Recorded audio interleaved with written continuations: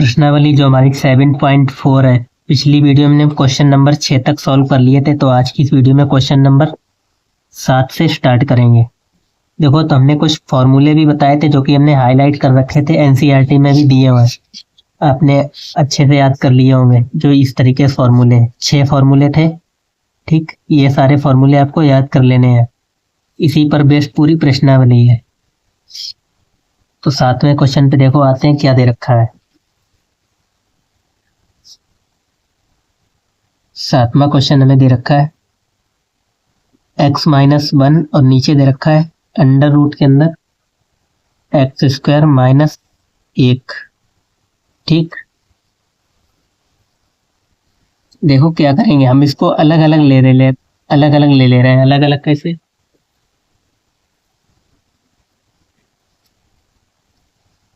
यानी अलग अलग समाकलन में ले लेंगे। x के बट्टे में इसको ले लेंगे x² - 1 और माइनस इसको अलग ले लेंगे 1 बट्टे x² - 1। ठीक, इसको आप I1 मान लो, इसको I2, और बीच में माइनस है तो I1 - I2, और इसको हम नाम देंगे समीकरण नंबर 1, I1 - I2 को। अब हम I1 और I2 को सॉल्व करके जो मान निकालेंगे वो हम समीकरण 1 में रख देंगे। पहले I1 को सॉल्व कर लो। I1 बराबर क्या है, x और नीचे x² - 1। ठीक, देखो अगर आप इसको t मानोगे तो इसका अवकलज ऊपर मौजूद है, तो माना t बराबर x²। इसका जब अवकलन करोगे तो क्या हो जाएगा, 2x, यानी dt बट्टे 2, dx की वैल्यू आ जाएगी x dx की। ठीक,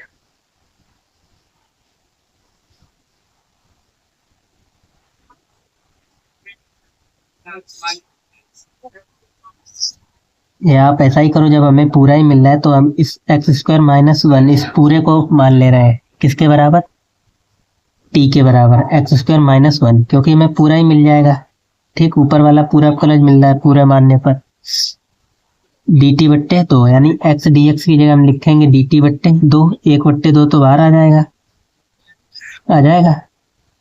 और इसको क्या लिखा है, dt बट्टे रूट t। ठीक, इस पूरे को हमने t माना है तो t लिख दिया रूट के अंदर। देखो आपको मालूम है 1 बट्टे 2 t को लिख सकते हो। पावर का मतलब क्या होता है, रूट हटाओगे हाफ हो जाएगा, और हम ऊपर ले जाएंगे तो माइनस के 1 बट्टे 2 dt। ठीक, x की पावर है n का फॉर्मूला सभी को मालूम होगा, एक ऊपर ऐड हो जाता है वही नीचे आ जाता है। 1 बट्टे 2 t की पावर माइनस के 1 बट्टे 2 + 1, और नीचे माइनस 1 बट्टे 2 + 1। ठीक, तो जोड़ोगे कितना हो जाएगा, हाफ बचेगा, यानी 1/2, और ऊपर t की पावर 1/2। ठीक, और नीचे भी बचेगा 1/2, जो 2 पलट के ऊपर चला जाएगा, और उस 2 से 2 कैंसिल हो जाएंगे, यानी सिर्फ t की पावर हाफ बचेगा, प्लस के C1 समाकलन मान लें, क्योंकि हमने I1 माना था तो C1 इसका समाकलन नियतांक मान लिया। अब t बराबर जो आपने माना था वही रख दो। हमने क्या माना था, x² - 1। ठीक, और पावर की जगह क्या लगाएंगे, रूट, यानी रूट में ही लिख सकते हैं रूट t + c। अब t का हमने जो माना था वही रख दिया, x² - 1 + C1। ये हमारा किसका मान आया है, I1 का। ठीक, ये वाला मान। अब I2 का निकाल लो।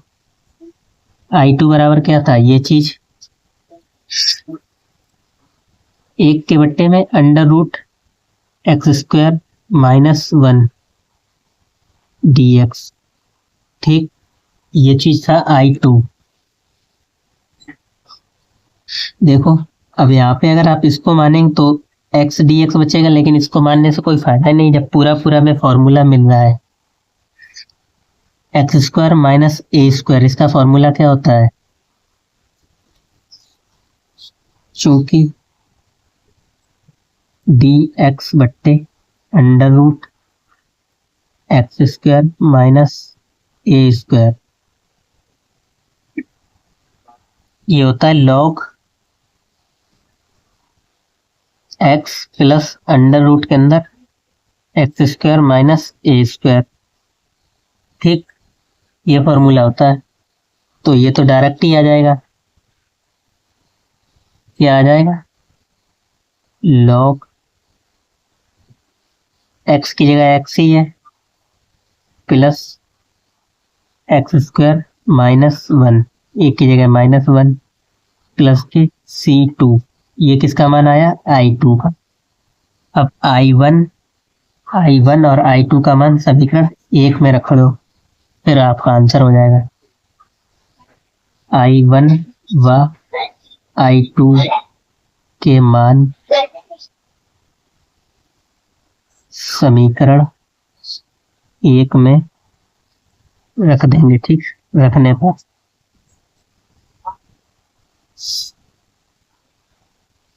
तो I1 का मान लिख लो पहले, रूट एक्स स्क्वायर -1, फिर यहाँ पे था माइनस लॉग I2 का मान पूरा x प्लस एक्स स्क्वायर -1। ठीक, अब प्लस C जोड़ेंगे, इन दोनों C1 और C2 का समाकलन मिला के C हो जाएगा। ठीक, ये आपका आंसर हो जाएगा। आगे आ जाओ, 8वां क्वेश्चन। ऊपर है एक्स स्क्वायर और नीचे अंडर रूट के अंदर x की पावर 6 प्लस a की पावर 6। ठीक,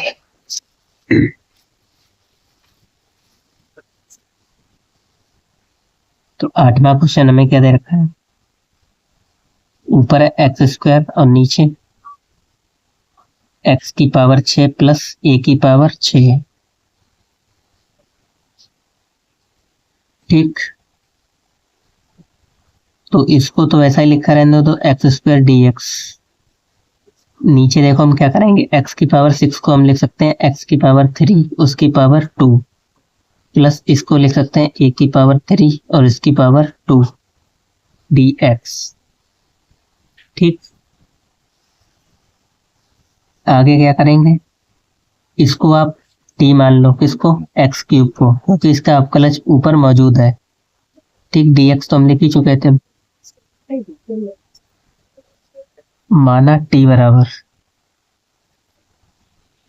x की पावर 3। जब इसका अवकलज करोगे dt बट्टे dx बराबर 3x स्क्वायर, यानी dt बट्टे 3 बराबर हो जाएगा x स्क्वायर dx।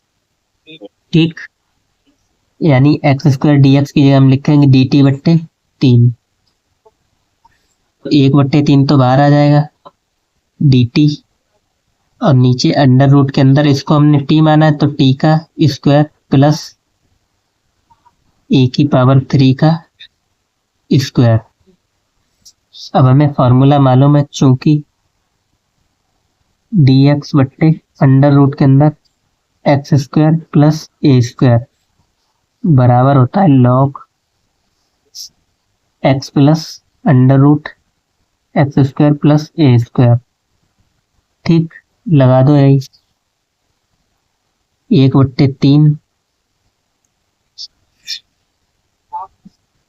1/3 लॉग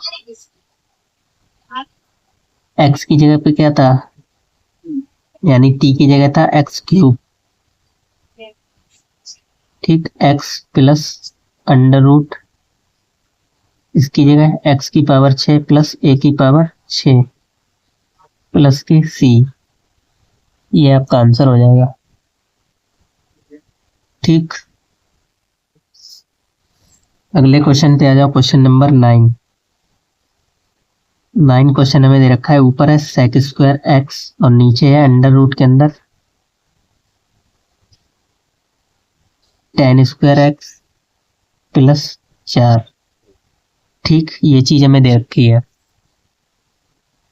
देखो, आप देखोगे इसका अवकलज पूरे ऊपर मौजूद है, किसका, टेन एक्स का।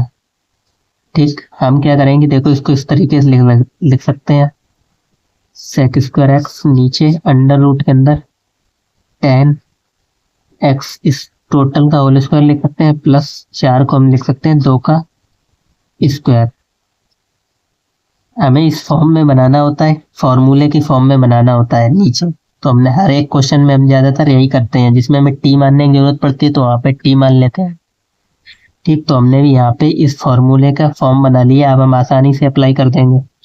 अब इसको हमें मालूम है इसका अवकलज ऊपर मौजूद है, तो माना टी बराबर 10x।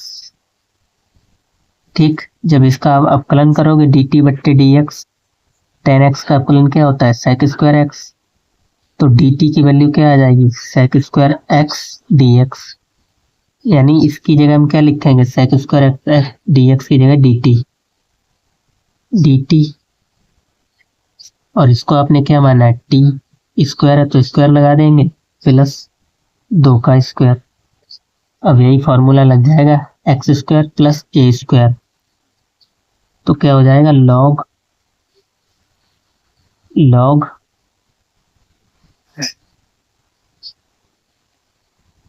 एक्स प्लस, यानी एक्स की जगह क्या था, 10x प्लस अंडर रूट के अंदर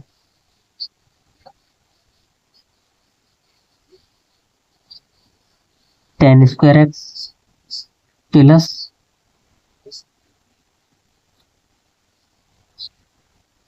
4। ठीक, प्लस के सी, ये आंसर हो जाएगा।